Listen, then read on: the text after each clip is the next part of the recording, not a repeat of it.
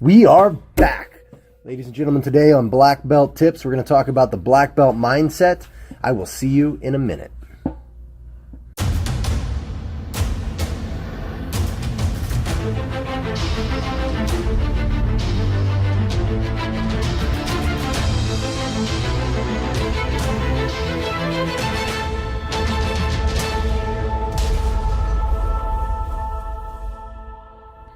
All right, guys, we are back. As always, my name is Bill Jones, head instructor of top-level martial arts, black belt under Master Pedro Sauer, 8th degree black belt under Hickson and Elio Gracie. With me, as always, my friend, my co-host, my pal, my chum, slightly above novice in all things, Mr. Edward Whitney. How you doing, Ed? Doing great. Excited. It's good to see you. It's the big week. It's the big week, man. It's finally here. The eclipse. Yep. That's not what I meant, but that was pretty exciting as well. Yeah, I know, right? We were both out there like jackasses staring at the sun. Yep. I was able to watch the eclipse for like 12 hours after it ended. Yeah, just keep closing your eyes. Yep. What a dick. I was that guy. Oh, man. Yeah, so we both had like these ways of thinking we were going to see it, and instead of paying the $2 for glasses or whatever it was. Yep. None of which worked. Yeah, I had like 6 different lenses like lined up, like sunglass lenses. Finally, some nice old lady with glasses came over and said, "That's kind of dangerous. Why don't you just use these?" And they worked great. Yeah. Yeah, but we did get the cloud cover. That was helpful. That was neat. Yeah. And the clouds kind of just clipped kind of did the work for us. Yeah, it was pretty awesome. Yeah. I'm not going to lie. I got some neat pictures. I thought it was neat. Only moderately exciting, I guess. I guess the next one, we're supposed to be right in the center of the path of the amazing. Totality. So it might go tonight for us. Yeah, we're supposed to be able to like see stars in the sky. That's crazy. Yeah, so that's crazy. 7 years, it'll be here before you know it. Yeah.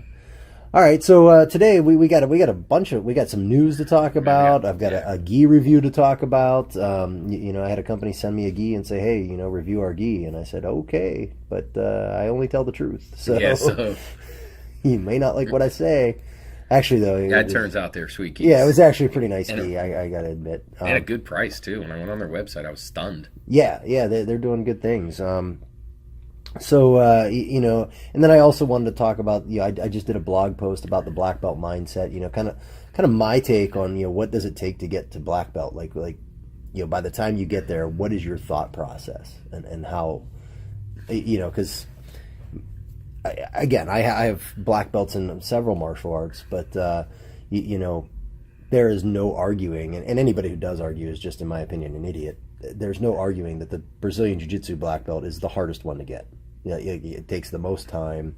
I'm not saying that means it's the best art, although obviously my opinion is that it is, but that's my opinion. I'm just saying that it's definitely the hardest black belt to earn, if for no other reason than just how long it takes, So there's a special mindset, I think, that anybody who wants to earn a Brazilian Jiu-Jitsu black belt, we all have these certain things in common, and whether we agree with each other's style of jiu-jitsu or whatever, there's still always these traits in common. And so I wanted to talk a little bit about that today. And of course, the news on the front, we've got McGregor and Mayweather coming up. We had some issues with the championship in UFC come up today. So, man, a great day for podcasting in general. Yeah, there's because plenty we of got stuff to talk tons about. of shit to talk about. Tons. So let's start by talking about this gi a little bit. Okay. So this is from Elite Sports, ELITE Sports, and I believe the website is elitesports.com. That is correct. Yeah. Okay. So they contacted me and said, "Hey, you do jiu-jitsu. What's your interest in our gi?" And I said, "I don't know. I only use Deferma gis, and that's kind of always been my go-to." And you can vouch for me, Ed, that like I'm very particular about the gis that I wear. Yes.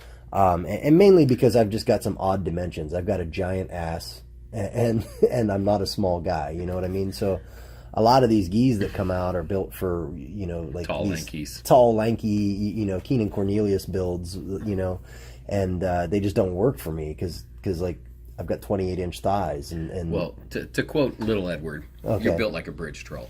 Yeah, I'm built like a bridge troll. There you go. Real not thick, bad. real thick. Not bad, Yeah. But it makes it tough. So I was like, okay, you know, I'll take a look at your gi and tell you what I think, you know, and so they sent it to me. I got the navy blue option, and it's their I forget exactly what it called. If you use your Google machine, I'm sure you can figure out yeah, that's it right there. That navy blue one right there. It has a specific name. It's ultralight jiu-jitsu gi with pre-shrunk fabric. So in navy blue. So that's what I got, and I honestly didn't have a lot of hope for it. Not because of them, but just because it's an $80 gi, and they sent it to you for free. Yeah, exactly. You know, I was like, okay, whatever. And but I've actually been pleasantly surprised. Yeah, I mean, I think as far as an entry level gi, it's actually really nice. Yeah, $80. Yeah, and it's $79.99 on the website. Yeah, and you know, so I'm actually really happy with it. It's got some cool patching. A lot of people patches on gis, you know, different people have different takes on that kind of thing, but I actually don't mind it as long as it's in decent taste and your logo looks decent. Like if you have a crap looking logo, I don't like it. Yeah. But you know, it says Elite along the collar, and it's got it up, you know, kind of in you could take it off if you want to, up on the sleeves, like on the shoulders. Oh yeah. You know, and I kind of like it. I think it looks nice, and of course here at the Academy we give away a free gi to every new member. So you know, it's probably the one that I'm going to switch to. Oh really? Yeah, I really like it. So and when I say I'm going to switch to, I mean that's the one I'll give away to our new members. Yeah. You know, what do I like about it? I mean, for the most part, it's a pretty typical gi. It's a 450 gram lightweight gi. I'm a fan of lightweight. Yeah, me too. Yeah, but I mean, depends what your uses are. Yeah. But the stitching is good. It's straight everywhere. It's got lots of reinforced stitching along the sleeves, along the pants. Okay. You know, but I wouldn't say any of that is like, you know, different or better than somebody else's. I think that's all pretty standard these days for a gi to have. Some of the things that weren't standard though that I liked is like along the waistband where the drawstring is. Yeah. There were extra loopies. So there wasn't just 2 on each side. Correct. There's actually 3 on each side, and I like that because that's more surface area, and they're less likely to break, and it holds everything together a little better. So I enjoyed that. The drawstring is nice. It's not like a cheap, you know, like that some have them like that thin fabric. It's a nice little rope drawstring. Good. And then inside the sleeves, there's like a ribbon inside the sleeves to help kind of keep those closed and everything. Nice. So overall, I mean, I recommend it. I think it's a good gi. Okay. So I definitely recommend it. And we're gonna pause momentarily. Yeah, so I mean, I recommend the gi. I think it's nice. Like I said, we're going to switch the Academy over to it. We've used Rev Gear gis, and again, nothing against Rev Gear gi either. You know, it was decent. Yeah. One of the things I liked about this thing, though, is that it actually wraps around me. Sometimes, because I'm not a small guy, sometimes, you know, it looks like, you know, like the collars come together in the middle, like a zipper of some sort. Yep. And you know, that's on me, but this one actually fits around me. Yeah. I got an A4, and it actually fits me. So that's awesome. That's a big deal for me, you know, because of my odd dimensions. So if you're listening to Elite Sports, I would definitely like an A3 if you feel like sending one over. They're going to be like, yeah, you can do that. Our website is elitesports.com. $80. Go ahead and send out the cash, and we'll get it right to you. No, that's good. It's always nice when you find a good gi. Yeah, I like it. It makes mat time a lot more enjoyable when you're comfortable. For sure. And there's a lot of good gis out there, but I mean, I think for the price, it's a great gi. That's, you know, I mean, I think what I took away from it, it's the same quality as higher price gis, but it's just less. Yeah, and I mean, you're talking to a guy who like, I have a show you roll gi, and I have some of those things, and you know, I've never wore one. You're not missing anything. I'm afraid that I am going to fall in love, and I can't afford $300 for gis. Yeah, you're not missing anything. It's just not happening. You're not missing anything. Show you roll. It's a nice gi, but it doesn't impress me enough that I would ever pay that kind of money for it. The only reason I got it to begin with was because it was the Pedro Sauer signature gi. Yep. So that's why I got that. But yeah, anyway, so that's my take on the Elite Sports gi. So Sweet. You know, I highly recommend it. Cool. All right. So you know, what do we got in news today? Let's talk about news. Well, let's start with some positive news. Okay, we had talked about this in the past. Seen a video of Matt Hughes back on the mat. Oh, is he? Yeah, I mean, that's wonderful. You can tell he's dealing with some traumatic brain injury. Yeah. But just the fact that he's mobile, you know what I mean? He's moving around, and he looked happy. So I thought that was awesome. You know, Yeah, I'm really glad to hear that. Then, Yeah, 'cause there was a time there where people weren't sure he was going to make it. yeah, I mean, I think he's just a good guy. He's a good role model. To my knowledge, he's never been in trouble for anything. I don't. It's always seemed to be nice to the fans and nice to a That good was what I sport always took away. Is he always seemed to be uh, like just a nice guy. So I hate when nice guys get hurt, like Hit by a train. Yeah, nonetheless. I mean that's crazy. So I hope everything is good for him and his family, and he's being well taken care of. Yeah. So I'm glad to hear he's back on the mat doing things and stuff. Just the biggest thing for me is he looked happy. He was smiling. He was laughing. It was just seen him digging for an overhook from inside the guard. I was like, oh, so he still remembers some things. Yeah. Well, that's excellent then. That's great news. I'm glad you said that. And then we got a little less exciting news. The champ has broken our hearts again. Wow, there's a big shocker. What was it, 2 podcasts ago? I said the guy's kind of not the most upstanding citizen. Yeah. Talking about, of course, Jon Jones. Mr. Bones himself. I'm always the guy that tries to get everybody the benefit of the doubt. Yeah. I'll give you 35 chances. So I'm not going to lie, I was a little shocked. Yeah, well, here's the thing about this, for anybody who's listening and maybe doesn't know what we're talking about, Jon Jones just beat Daniel Cormier in the UFC for the is it the light heavyweight championship? Yes. For the light heavyweight championship of the world. A major comeback. He had been out for over a year. And this was like kind of solidifying him as the best ever, right? I would say so. That was kind of the idea. Yeah. And now what it's done, and he got popped for steroids. And Again. and to be fair, this is he has there's a process. There's a process that we need to go through. It'll probably be retested and double checked. Yep. And just like it always does, it's probably going to come back positive again. But but this is my caveat. If it comes back negative, then I'm sorry, I'm a dick. But there's enough past history. Yeah, there's enough past history to assume that it's not going to come back negative. And for me, it's like it really he probably didn't need to do them. No. That's the thing. Like, he is so good, but all this is going to do is tarnish his record. And a guy who could have gone down as the best ever is going to go down as the cheatiest ever. Well, to quote Dana White, it's going to make a great 30 for 30 on ESPN in 10 years. Yeah. That's what his career is going to be reduced to at this point. Yep. Because he's probably done. Because he's already been popped once. And I think the next ban is 3 years. Yeah, so there you go. 2020, he's going to be 35 or something, you know what I mean? So it's a shame. I feel, this is going to sound very selfish, but the only reason I'm upset is I feel robbed. Like, all these years of watching fighting, he was the one we've been waiting on. He was the GOAT. He was the guy, you know what I mean? And now he's not. Yeah. And I mean, I've talked about it before as far as performance-enhancing drugs in combat sports in general. I think it's a farce, and I think the same rules should apply to Brazilian Jiu-Jitsu as well. Any combat sport where it's one guy versus another guy, I think that these types of things should be illegal, and I think you would see, just like you've seen in the UFC, I think you would see a drastic shift in the types of people who are winning these competitions. Yeah. I mean, I'll be honest with you. Before he got popped the first time, I never suspected Jones of steroids. He just didn't have the body type. I just honestly thought he was naturally gifted. So one thing I've been getting into recently is bodybuilding. Yeah. And not that I'm trying to be a bodybuilder. I don't want to give that impression, but there's nobody who knows how to lose weight as well as bodybuilders. Fair. You know what I mean? Yeah. And some of them do it in a very poor way. Yeah. Oh, yeah. I'm not suggesting that like that's a great diet plan, but they definitely have a workout plan and that is all geared toward being ripped and shredded. Yes. Right. Yes. And so if you find the right bodybuilding people, especially what we call natties or natural bodybuilders. Yeah. Then you get a lot of great advice. But the other thing I've been learning a lot more about is steroids. And in the past, I've always thought that steroids, and this is coming from an exercise science degree. I have a degree in exercise science. I just never paid much attention to it.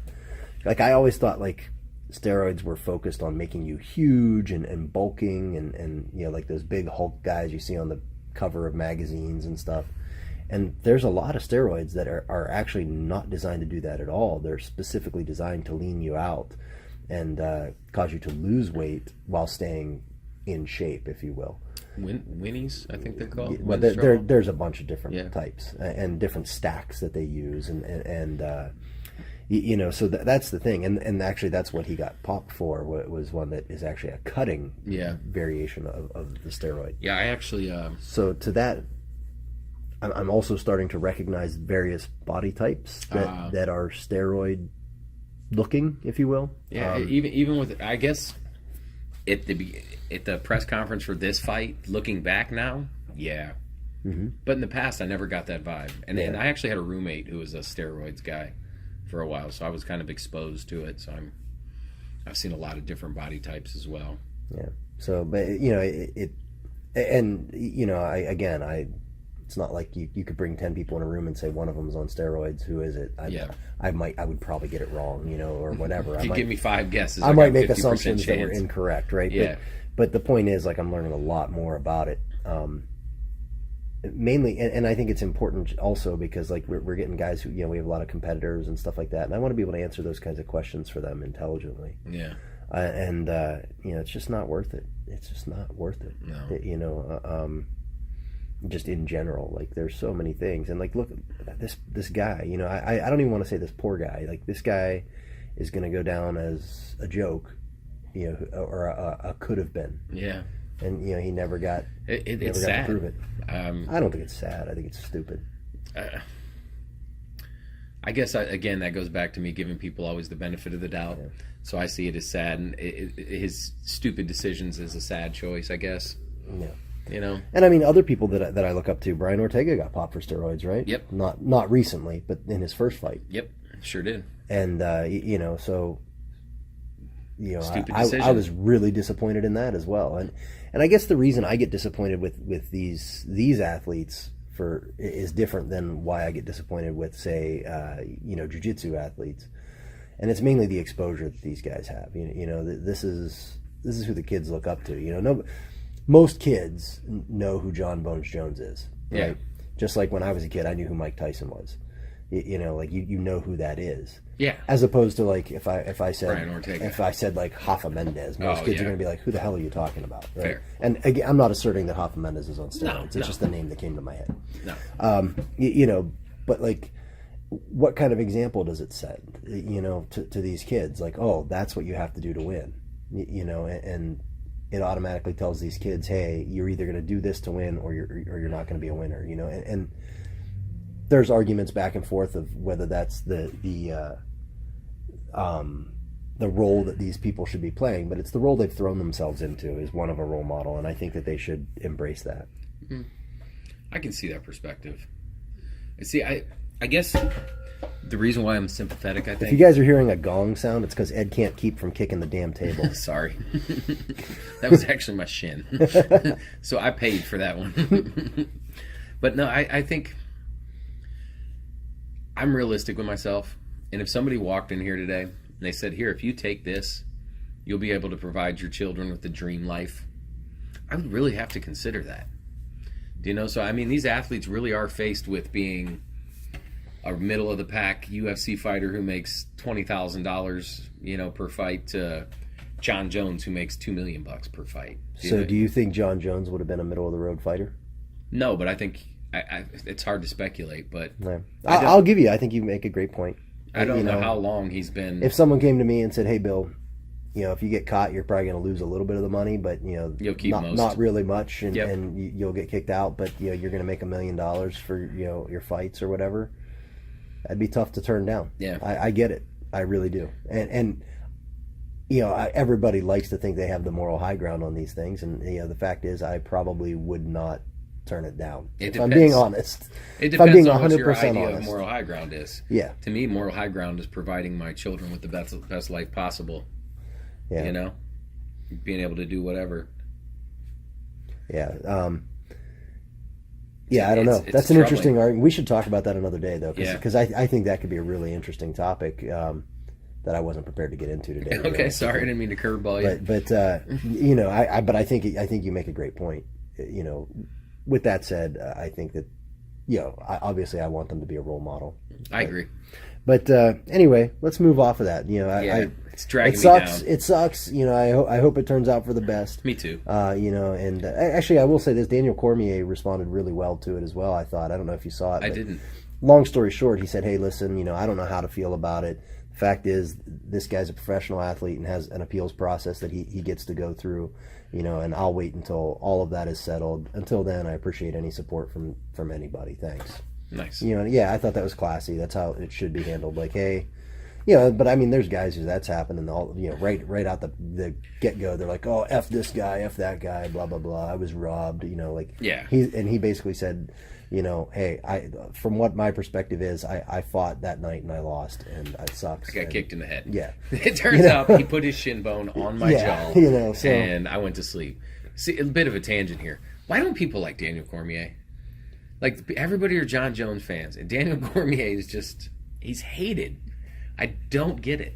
I don't know. I can't. Again, you listen 2 podcasts back, and I didn't even know who the hell he was, so it's hard for me to say. Okay. But I thought that was a really classy response. He's a classy dude. Yeah. Like, he comes across like a dad to me. You know what I mean? Just a regular dad doing dad type shit. And so do people hate him, or do they just not care? They boo him when he walks into the arena. Oh, wow. When he talks, the crowd boos. Why? I don't know. I have no explanation. But I mean, like, nobody said like what does he say? I mean, I don't know. Oh, interesting. I have nothing. I don't know. Well, that's a great conversation. Yeah, exactly. It's not much of a conversation. It's just a question. So if anybody out there has the answers, please share it with me, because I don't know. That's great. I've been a fan of his ever since like Strikeforce. I was like, this is a great guy. I don't know. Who knows? Who knows? All right. So what else is in the news? What's going on? I think there's a boxing match Saturday. Yeah, we got this damn Floyd Mayweather. Get that out of our lives. I can't wait till this damn thing's over. I can't wait to just get it out of my life. I mean, it's been we've been milking it on the podcast for months now. About a year. But it is such trash. It is. So, and I'm gonna watch it. Yeah. I'm going over someone else's house to watch it. I'll be at the same house with you watching it. But the wives will probably have on nice shoes and be an event, but it's like I don't know. I'm only partially looking forward to it just so I know what happens. Yes. Like, part of me wants to just ignore it and Google it Sunday morning, but I don't want to be the guy who misses it if something does happen. Nothing's gonna happen. If one of them gets knocked out, I feel like it was worth my time, because they're both arrogant and like cocky enough that I'll be excited to see either one of them hit the canvas. Do you know what I mean? So it'll be great.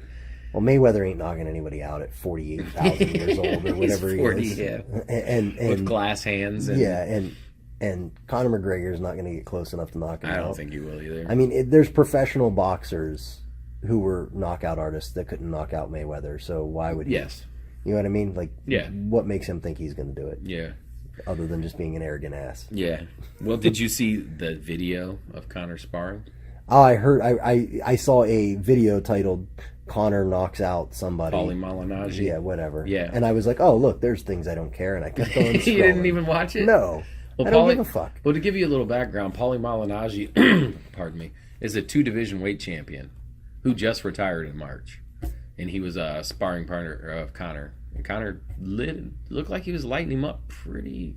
He dropped him once, snapped his head back, shot his mouthpiece into the front row. I mean, it was. I don't know. It upped it. So going into it, I gave Conor about a 5% chance. I think we're up to about 6 or 7 now, based on that video. So he's got to hit him. That's the problem. He's got to hit him, and isn't Mayweather's gig not getting hit? Isn't that what he does? I think he's going to hit him a lot in the first 2 rounds. I really do. Yeah. I think he's going to hit him square a lot. Now, how many rounds is this slated 12. for? 12. So I think I look for the first 2 rounds, Conor to come out and land some shots.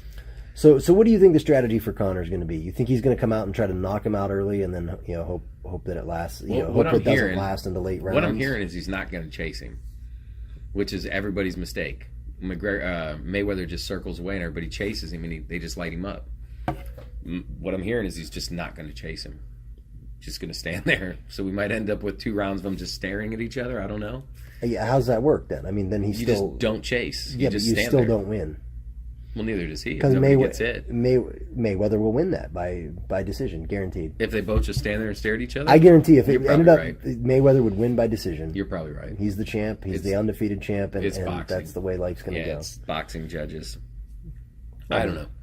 But for me, that's the answer, not chasing. I don't know. 49 fights and everybody's done it. Everybody's chased him? Yeah. He frustrates the shit out of people to where they chase him around the ring, and then he just circles away, shoulder roll, tap, tap, shoulder roll, tap, tap. And that's every fight of his I've ever seen. And also kind of slides that's a weird word to use, but he slides in and out very differently than a boxer. But is he going to do that now? I don't know. Or is he going to be adopting a more boxing... See, that's the thing. Like, if he fights this boxing match like he fights MMA, it could be interesting. Yes. But I don't see that happening. Well, I expect that he's been working with a bunch of boxers, and they're going to say, well, this is a boxing match. You can't stand like this. You can't do that. You got to do this. Yeah, you don't have to worry about kicks, so you can do this. And he's going to come out there, and he's going to look like an amateur boxer. That's what I believe. I hope not. Yeah. That'll be a long night for all of us. Yeah. And then I'll wish I waited for Google on Sunday morning. But no, judging by, and granted, it was like a 30-second video, but he was holding his hands like he does in UFC. He was sliding in and out like he does in UFC. Do you know what I mean? Okay, that could be interesting. Yeah, if he darts in and out. I mean, here's the thing: we will know by next Sunday. Yes. Isn't it Saturday that the fight is? Yeah, Saturday. I'm guessing around midnight. Yeah.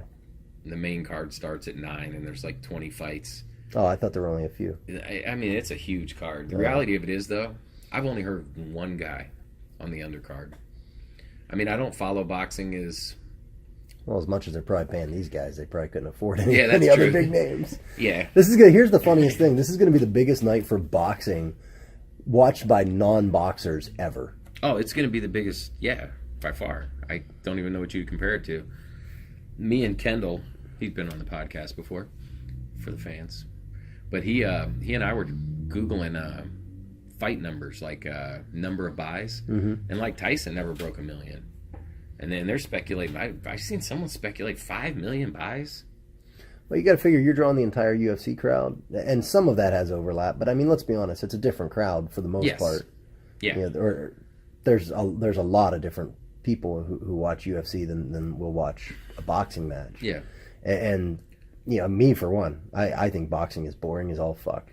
I have every bit of respect. I've fought lots of boxers, and I don't. Dudes. It's kind of like basketball. I love playing basketball. Love it. Okay.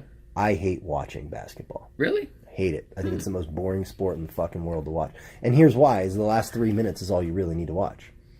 Because usually there's 20 points scored in the last 3 minutes, and that's when everybody turns everything on. And you know, it's like, okay, it's 97-96 in the last 3 minutes, and then, you know, 14 timeouts later. Yeah, you know what I mean? Like, you could turn it on there, and you're pretty much going to know what's going to happen. Whereas, and that's, I mean, obviously that's not the same as boxing, but the parallel is that I love to box. I enjoy fighting and punching and all that stuff, but I don't enjoy watching boxing. I don't find it fun to watch at all. That makes sense. And probably because of people like Floyd Mayweather. I just find it very boring and a lot of hanging on to each other and then backing away and tapping someone. And then, like, you know, it's so many rounds that the action is less. And I don't know. Well, I grew up on it, so I'm biased. Yeah, I'm willing to be wrong. I'm just saying I don't like it. It's not super exciting. I mean, there's a couple guys nowadays that are worth watching, like Triple G. I'm not going to watch it. I've never Who's got a name like Triple G? Glady Golovkin. I'd rather be called Glady Golovkin. Than Triple G? Yeah. Well, I don't know. Just because it's a funny name. Yeah. So, anyway, so you said that there's some strange bets out there. Oh, the prop bets. It's like the Super Bowl. I've seen more prop bets for this in the Super Bowl. Like, one of them is who will have more people with them during their walkout to the fight. And you can get like a plus 125 for Conor. You know what I mean? So you can... If you bet 100, you win 125. Do you know what I mean? That's awesome. If he has more people, who will have the longer walkout? Like, who it'll take longer to get to the ring? You can bet on that. Will Floyd Mayweather wear the team money hat or the money team hat? I like this next one. Will Lil Wayne wear a shirt during the fight walkout? That's awesome. So apparently, Floyd, I'm gonna go with no. So no apparently, way. Floyd's having Lil Wayne sing his walkout music live. Oh boy! And the bet is whether. Well, or not if he's he'll wear singing a shirt. it, then he'll wear a shirt. I think he'll wear a shirt if he's singing it. Well, I guess rap it, I should say, to be more clear. Isn't that considered a form of singing? Yes, for sure. Okay, well then. But anyway. Will he wear a shirt? Well, what's this? Will Justin Bieber walk out with Floyd Mayweather? You can get a plus 300 on that. So if he does walk out with him, you win $300 for betting 100. But what's minus 500 mean? That means if I bet 100, I owe money? That means you have you have to bet 500 to win 100. Oh, that sucks. Yeah. So Yeah. The next one. Total number of Donald Trump tweets on the day of the fight. The plus minus is 6.5. That's amazing. That's tight. And then you got will either corner throw in the towel? You can get a plus 800 on yes. So if somebody wins by throwing in the towel, you win $800 for betting 100. That's not bad. That's not a terrible bet. Yeah. I don't think it's going to happen. I can't imagine anybody throwing in the towel. That's the only way I see Mayweather stopping McGregor, is not being able to come back out. Just he's all boxed up, you know what I mean? So anyway, so this is going to be a big spectacle. Yes. So we'll see what happens. I'm pretty excited now. Now that we started looking at the prop bets, I'm back on the bandwagon. Going into the podcast, I was tired of it. Are you still on the side of Conor McGregor, or Mayweather? Is that who you're rooting for? You know, I'm totally. I just want to see one of them get knocked out. They're both so arrogant. You know my feeling on this whole thing. They're both arrogant a-holes, you know. So I would be excited as long as somebody gets knocked out. I'll be happy. Okay. Or at least beaten up, you know, because they both deserve an ass whooping. I mean, I've said it multiple times. I think it's a fix. I don't think any of this is real. I think it's the WWE. It does have that vibe. With that said, I would like to see McGregor win. I would too, Jack. And that's mainly just because he's an MMA guy. Yeah, because it's the martial artist in me that wants to see the martial artist win. That's it. I guess that's if where it is real. If in some universe this is a real fight, then I want to see McGregor win. Well, see, I'm. To me, boxing is martial arts. Wrestling, they all yes, but like I know what you mean. I mean more a full martial art, not just. Yeah, see, I grew up in a wrestling, boxing type of world. You know what I mean? So, I guess I'm still kind of, you know, still like them. Okay. Yeah, I just want to see somebody get starched. That's what I want. Nice. That's what I want. I want to see somebody starched out. That's it. Hey, while we get into this next segment, why don't you look and see if we have any email in the email box? All right. Well, yeah, this is Gmail. So I can't really add much to a black belt mindset. I think that it's blackbelttips@gmail.com if somebody wants to write us and yell at us or hate us or maybe you're allowed to love us too. You know, you're whatever. As long as you notice us. As long as you know we're here. Anything in there? Anything in the Gmail box? Yeah, I have it set up on my phone. It'll be a lot easier just to access it. Fair enough. Little Google machine. Yep. So mini Googs. This is something that I wanted to talk about, and it's more this mindset. Like I get asked questions like this all the time, and like, you know, what does it take to get to this belt or to that belt, or you know, like how, you know, why you get this too, you know, why do people quit at blue belt, or why do people quit at this rank or that rank? And I mean, you could what if this shit forever. Yeah, for you sure. know, you really could. And we've talked about the blue belt blues before, and really what I think it comes down to is people don't have the right mindset going in. You know, why do people quit? Well, because they don't want to finish. You know, I mean, there's no other way about it. You know, they don't want it. But you know, I think these four things, and you could probably write a whole list of them, but I think these four encompass most things. These four things, at least for me, are what every Brazilian Jiu-Jitsu black belt shares. You know, that's really what I feel. And the first one is just taking ownership.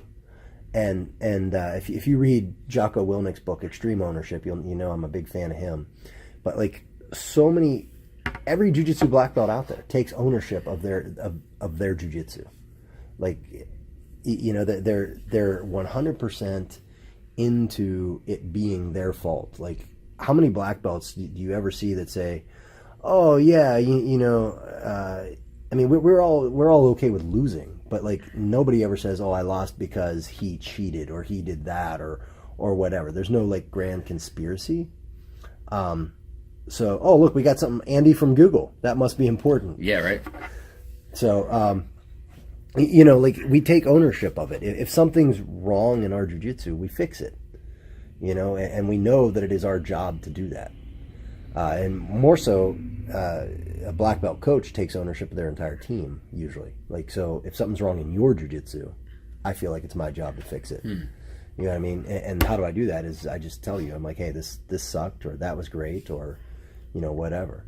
You know, what are your thoughts on that? I tend to agree. Yeah. Yeah. It's hard for me to speak about a quote black belt mindset because I got a blue belt mindset. Yeah, but you can have this black belt mindset, and that's what's going to get you there, is what I'm saying. This is what gets you. This is the mindset you have to have if you want to be a black belt. You're going to have this mindset. So, I mean, do you agree with that? Like, I do. Yeah. I do.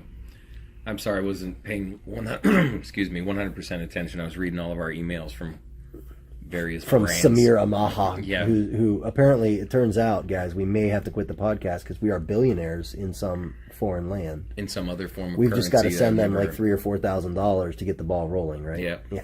Exactly. I asked him just to go ahead and take it out of the $3 billion. Yeah. So instead of sending it, just go ahead and pull it out of that $3 billion. Yeah, just hold on to it. Yeah. Like, in trust. Yeah, that's so fine. just, you know. Yeah, and send me keep a little for 2.99. yourself, I said. That's what I said too. Yeah, okay. So keep 10 for yourself. Yeah. A little something off the top. So yeah, this idea of taking ownership, and guys, if you haven't read it, read Jocko Willink, Extreme Ownership. Not only like because do I believe 100% in everything it says, but also because it's just got some really cool ass stories. And if you want to hear stories about war and stuff, that guy was in the shit, and you know, just great guy to listen to. I like his podcast a lot too. Yeah. I started listening to it recently. Have you?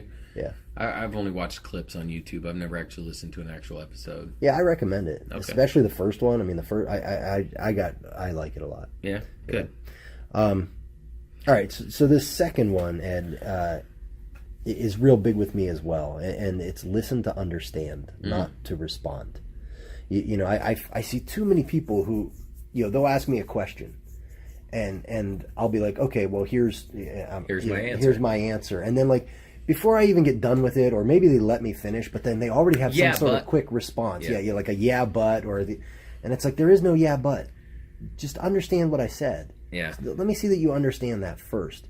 Then come to me with your but.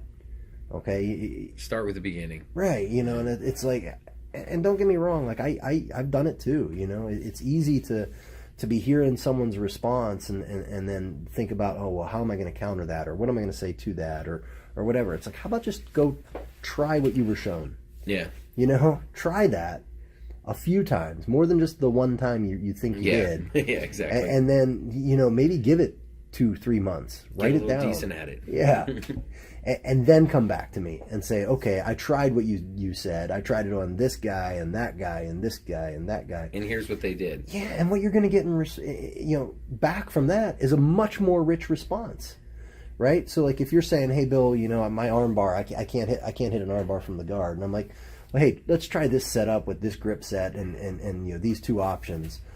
And then you immediately say, oh, I've tried that, but you know, it doesn't work for me, this. And I'm like, okay, well, go try it.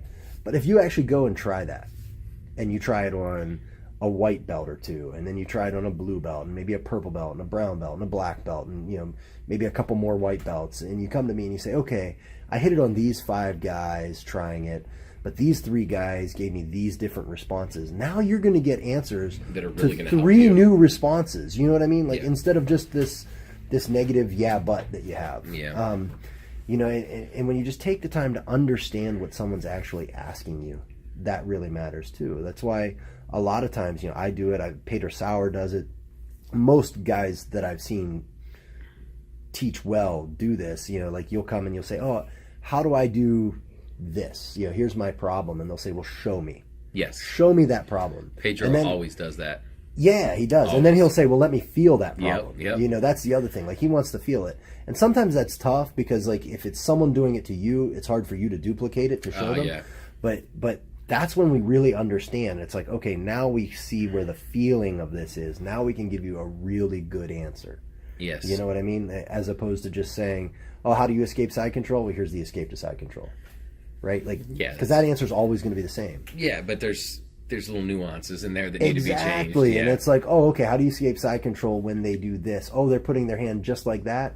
Here's what I would do about that hand. The question wasn't even about escaping side control. It was about what to do about that hand. Yep. Right, and or here's how I prevent that hand from ever getting there. You know, like so that idea of just listening to understand is so important to me.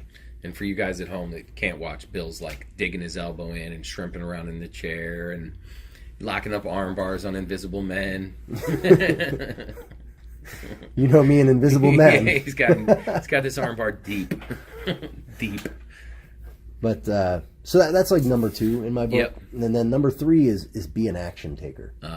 Right? There's nothing more annoying to me than when someone says, hey, how do I do this move? Or even like, we'll teach a move, right? We'll teach a move in class, and then I usually create a scenario where like, okay, guys, we worked passing today, so we're going to do the pass sweep game. You know, where you've got guy on bottom tries to pass or sweep, guy on top tries to pass. And then like, I don't see anybody trying the move I just taught. And it's like, I realize we just taught it. Your odds of hitting it right out the gate are low. But how about give it a damn try so that you can ask a question about it 5 minutes from now when I say there's a question? Yep. You know, take action on these things. You know, and again, this is whatever the problem is. I'm using broad examples, but like, you know, some people will come to me and say, oh, okay, you know, I need to lose a few pounds. You know, I've been in that category. I'm in that category. And what am I doing? I'm taking action about it. Yeah. You know, I have been for a while. And same thing, like, you got to take action once you get this information. Don't be an information collector. That's like annoying. Yeah. It's one thing to be technical and know a lot of moves and all that kind of stuff. It's another thing to just know a lot of moves and not know how to use any of them. Yeah, that makes sense. You know, those people annoy me. Yeah. So what are your thoughts on any of this? I feel like I'm just yelling at you. No, I actually kind of being a listener at this moment because I'm, you know, soaking this stuff up too. Yeah. I feel like I can benefit as much as anybody else, if not more, you know? I think it makes all perfect sense. Yeah. And this is the stuff we teach our competition team for the kids. Yep. They're all logical, obvious things, but sometimes the obvious things get overlooked, you know? Yeah. So I think it's good to highlight them. I do. Yeah. And then the last one that I put in here, and again, you could probably write an entire book on this, but my point is, I think these 4 encapsulate 99% of it, right? Yeah. Admit when you're wrong, but be humble when you're right. You know, like, I'll let the results speak for themselves. It's like, okay, you asked me an answer and I gave it to you, and then you go and you hit the arm bar like 3 times in a row because of it. I don't need to sit there and be like, told you so, told you so, told you so. I'd be like, see, it works. That's it. It's done. Like, and you know it works. Your student has better jiu-jitsu too. Yeah, you know, or you know, like, okay, well, you know, focus on your macros when you're eating or something like that, you know, whatever. And when it works, it works. You don't need to sit there and harp on it. But then when you're wrong, you need to admit that, I feel. Yeah. I think that's so important. And I mean, that's happened to me lots of times. I mean, I started teaching jiu-jitsu when I was a blue belt. There is no doubt that I have taught certain moves wrong over the years. Why did I teach? Or maybe they weren't even wrong. They just weren't as optimal as they could have been. Yeah, that's the most common, I think. Details lacking. Yeah, and it's like, you know, since then I've learned moves or ways to do moves that make other things obsolete or whatever. And it's important to be able to just admit that. Like, I remember one guy, I was showing him a move, and this was at a seminar. And the guy came up and he's like, you know, about 4 years ago you showed it this way. You know what? And I said, yeah, that option sucks now. I'm sorry, man. You know, like, it's easy to beat. You know, just because I've gotten better since then and I see it now. Yeah. You know, I don't think there's anything wrong with that. Yeah. Frankly, it gives you, in my opinion, when somebody does something like that, it gives them more credibility. Yeah. You know, so. I mean, but these are the 4 things that I came up with, and you know, I just wrote a blog on it, and it's something we're harping on our competition team about. Yeah. You know, because those are the people who, you know, really are focusing on trying to get to their black belt. Not that everybody else isn't, but you know, they tend to be a little more hardcore, right? Yeah.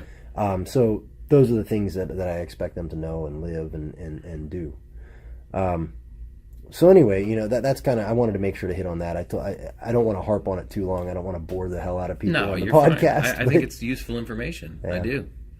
And I would say that those things can apply no matter what you're doing. Yeah. You know, they apply to business. Life. They can, and which is always important to me because I believe that jiu-jitsu goes far beyond just fighting prowess. Oh, yeah. You know, it was one of those things I heard when I began jiu-jitsu. Oh, it'll affect all aspects of your life and blah, blah, blah. It does. Yeah. It really does. Yeah, and it sounds like hyperbole It's just, and bullshit when you hear it. Like, it sounds like marketing, yeah, yada, quit blowing yada. smoke up my ass, dude. I'm here to take class. Can I learn some chokes? That's basically what was going through my head. Yeah. Then in reality, it does. You find yourself applying it to everything. Mm-hmm. You know? Just the concepts, like the go with the flow concept. Yeah. Like I can't tell you how many times, like, in recent years, people have been upset or this or that, and I'm like, okay, we'll do it that way. Yeah. I mean, I remember a class. I would be so annoyed even now if someone did this to me in the middle of a class. But one of my instructors, Brian Mlinarsik, who's a second-degree black belt under Pedro Sauer. In general, all-around badass. Yeah, he's a tough he's a tough dude. Yeah, he is. One of my favorite quotes. Well, anyway, he's teaching this class, and it's basically a bully sweep, or what I would refer to as a bully sweep, Okay. from the butterfly guard. Okay. He's got kind of long arms, so he'll like bear hug you from there, and then stand in base and just bowl you over. You know, when you're pulling back to not get swept.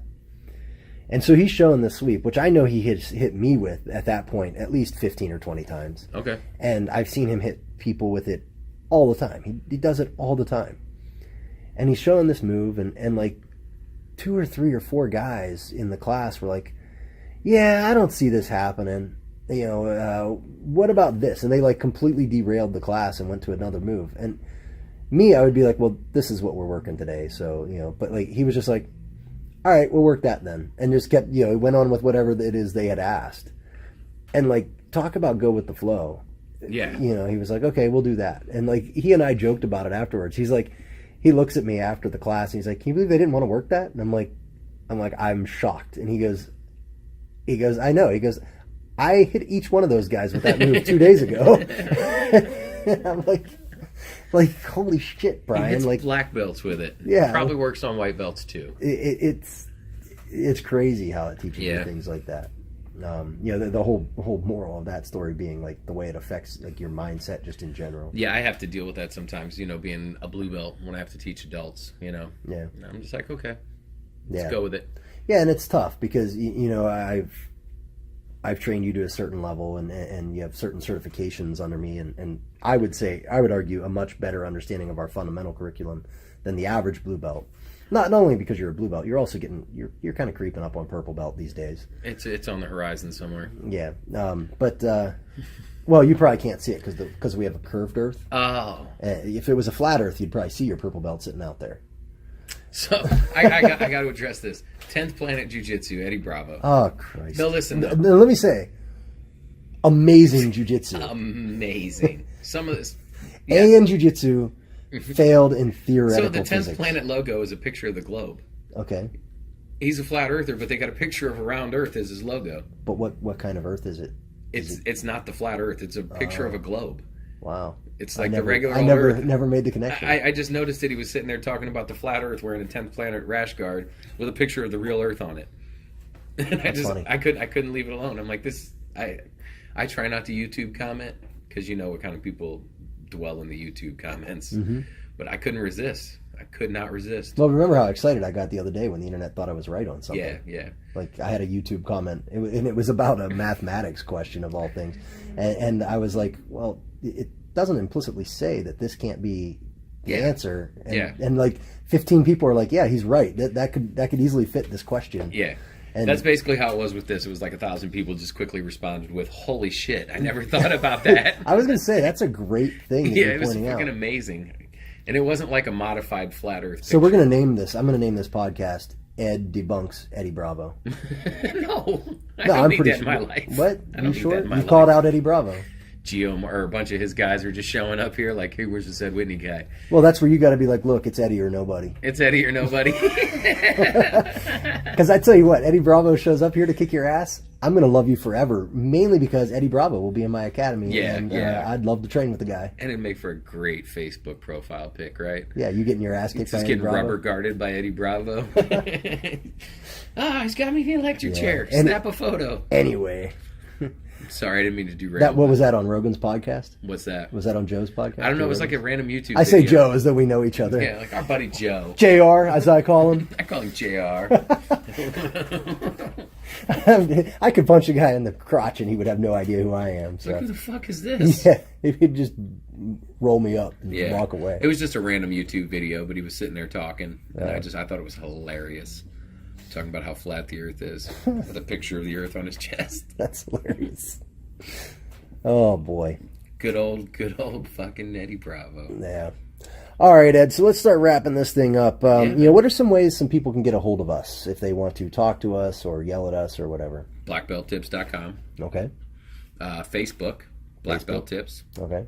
And then blackbelttips@gmail.com. Blackbelttips@gmail.com. Gmail. But before we get out of here, I know you think it's a fix, but let's just say in a hypothetical universe, it's not a fix. What is your official prediction for the fight Saturday? You got to go on record. The people want to know. I'm going to pick McGregor because I go with my heart, so I'm always going to pick who I want to win. Yeah, as evidenced by UFC, what was it, with Jon Jones, I usually go with my heart too. Yeah. That's why I picked every fight wrong. Because in the back of my brain, I'm like, oh, he's going to get his ass whooped. Is this your way of avoiding going on record about who's going to win? Mayweather's going to win. Oh, okay. He's going to box his ears off through rounds. You're 2 probably through right, 12. but I'm going with my heart. I'm picking McGregor too. How's that? All right, man. Well, all that said, let's get out of here. Let's have a great day, and I will see you guys soon. Thank you for watching. I'm Bill Jones, Ed Whitney with me, and this has been Black thanks for Belt listening, Tips. guys. We are out.